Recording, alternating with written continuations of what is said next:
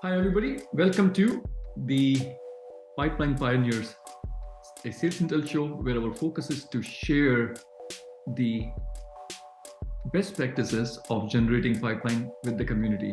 We talk to experts, the leaders, the practitioners, because generating pipeline is hard. And that is also the heart and blood of any organization. Generating pipeline is just not the responsibility of BDRs or the managers, it's the responsibility of the entire team. That's why we say it's a generating pipeline is a team sport. Today, I have Jack Ryan with us as our guest. Jack, welcome to the show. Stoked to be here, Mash. Awesome. Jack, to begin, why don't you tell the community, our listeners, about you and how in your role do you impact the pipeline generation process? Cool. Yeah, happy to. So I run partnerships at Shipyard. We're a data orchestration SaaS platform. For me, shifting away from the SDR account executive role and moving into partnerships has been a big leap. And so currently in my role, I'm laying the foundation for technical partnerships, co-marketing partnerships, and revenue partnerships. As of right now, that foundation is being laid brick by brick, and my Q2 initiatives are then to generate awareness and top of mind with our partners, Snowflake, Databricks, Coalesce, Hakoda, et cetera, to then drive revenue in Q3 further down the line. Oh, that's great. So generating pipeline through partnerships, that's your key focus area. That's awesome. Yes. Jack, last year was hard for lots of companies. We made mistakes. Macroeconomic headwinds were so strong. Lots of companies just did not hit their revenue goals. When you look back at 2023, is there something that jumps out as a mistake to say, you know what, I wish I'd done things differently? And what's the learning that you would share with the community? Yeah, so I think at least early 2023, we started seeing that headwind at my previous role at SaaSter in mid 2022, right? And we were like, oh, the bull run's got to end. Like, so, things are going to slow down. VC money is going to get tied up, et cetera, et cetera. And I think going into 2023 in my own role at my prior company, the biggest thing was tapping into those deep relationships and having those hard conversations, because net new and outbound, all the money was tied up completely. No one wanted to spend a single dollar, right? So what it became about was deep relationships and long-term existing partnerships that, deals that got delayed, let's just say mid 2022 was like, but we had great conversations and kept that regular cadence. We were reaching back out to. So that relentless consistency at the time was a big thing. And the quality of the relationship was the other thing. And is this quality of relationship with the existing customers or with the new prospects? This was both, right? Because I would nurture a lot of those net new customers because I'd have a conversation and we have 2, 3 conversations, get further down the pipeline, but they'd be like, yeah, we can't spend money right now. I'm like, oh, hear you. You may hear from me in a month, 2 months, right? Hence the consistency piece. But that was the biggest part, was just nurturing that relationship long term. As for the existing customers that we had, it was more or less the same motion, just keeping appearances up, being like, hey, what's going on? How are things? Can we assist in this way? Maybe we can get you more leads through a webinar, et cetera, et cetera. Got it. Got it. So 24 is here, new year, new budgets, new initiatives. Is there something that you are trying out new or you're experimenting new in 2024 that you and your team are excited about? So I'll just correlate it to my role currently with partnerships. I think the biggest thing with outbound dying, right? And it's not totally dying, but the scale of outbound and the effectiveness dying, I think partnerships is the biggest move going forward and building an ecosystem out.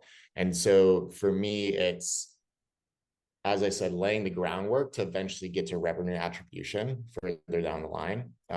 And that involves a lot of testing, a lot of reaching, a lot of like sales outbound. Like I'm prospecting a lot of account executives right now, trying to see, hey, we know you have this roadblock. How do we expedite time to building XYZ, and how can we assist you there? Because we know it's what you're seeing on like from higher up leadership. So a lot of testing and iteration currently, and we still haven't hit that stride, but I think we're probably another month or two after I go through this next campaign before I'm like, okay, no, we got it. Let's keep moving it forward. That's awesome. That is awesome. So now let's switch the gears, Jack. I'm going to share my screen with you, and we're going to play an interactive game. As we all know, generating pipeline is not only a team sport, but it's also an art of distributing your budget across multiple different channels, right? Because pipeline just doesn't come from putting the BDRs at it or putting the marketing at it or putting the partnership at it. Like we have to distribute our investments across multiple channels. So on this slide, we have 100 pennies on the left, and the other all the channels. If you were to make the bets, if you were to use this 100 pennies across these multiple channels with the goal to generate the most optimal pipeline for your business that converts into revenue, how will you use these pennies? Ooh, okay. So we're in the era of, I think we're post PLG era. That's still a very important part, right? Yeah. But the brands led growth era is really important right now, as I'm sure you know, Manoj. So what I'm going to say is I'm going to put a penny in brand led growth. Perfect. We'll put 10 pennies in here. Right? Yeah. I'm going to do a 30-30 split. So 30 in brand led growth. Okay. 30 brand led growth. All right. Yeah. And then I'm going to do a 30 pennies in partnership led growth. I love your focus. Yeah, I think it's just because partnerships, brands, and then my third point all kind of go hand in hand. Yeah. Especially in the data engineering community, because it's so collaborative currently. Engineers, the open source ethos that many data engineers take, and technical co-founders take, mean that community-led growth is going to be where I'm going to put my third set. I love the well thought out strategy of generating pipeline through focused approach of partnership, where you're putting third of your pennies, community, where you're putting other third, and the brand. Yeah, and then I'm going to take that last little penny and I'm just going to funnel it into events. Into events. Yeah. It's great. What's your rationale behind it? Are you seeing lots of traction from the events? So my bias comes from being at SaaStr and watching brands like SalesIntel and other brands in the past like have great event outcomes and source their largest deals from those. The thing is, the deals aren't done at the booth, right, Manoj? The deals are done at the after parties, at the one-on-one conversations, the little corners in the room where, hey, you sit down with another founder, you're like, oh, you know what? I actually really need SalesIntel, or I really need Shipyard. That's where I think events are the biggest successes. I don't think necessarily having 2.5, 3 years of experience in events specifically that the wins come from the meet booth. It's everything you do before and after that booth is what matters. So that's why I put that last penny in events. Yeah, no, super helpful, super helpful. So, Jack, let's take a look at how industry as a whole have decided to distribute their pennies, right? So this is all, hundreds of practitioners, leaders, and I'm going to overlay now your data on top of this. So blue is the community, orange lines are yours. When you look at this comparison, is there something that jumps out to say, you know what? I'm surprised. I can understand where the sales led piece comes from, right? Like I understand sales at the end of the day will always drive revenue, and that's like a number one key metric. And myself moving away from sales and jumping into partnerships, obviously when you overlay it like that, it makes more sense to me. But I'm coming at it from the open source ethos of the data engineering community, right? Because engineers talk.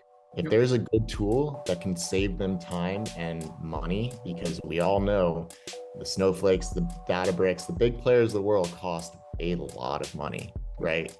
To build on. So if we can execute on the community-led side, first and foremost, I think that's a win and will eventually then bring us full circle to the sales-led side. Got it. Got it. This is very, very helpful. Jack, thank you so much for sharing your wisdom, sharing your learnings, your experience with the community here. I'm sure everybody's going to appreciate it. We look forward to staying in touch. Yeah, Manoj, this was great. Stoked we could do this. And if I can be of service in any way going forward, please let me know. Sure.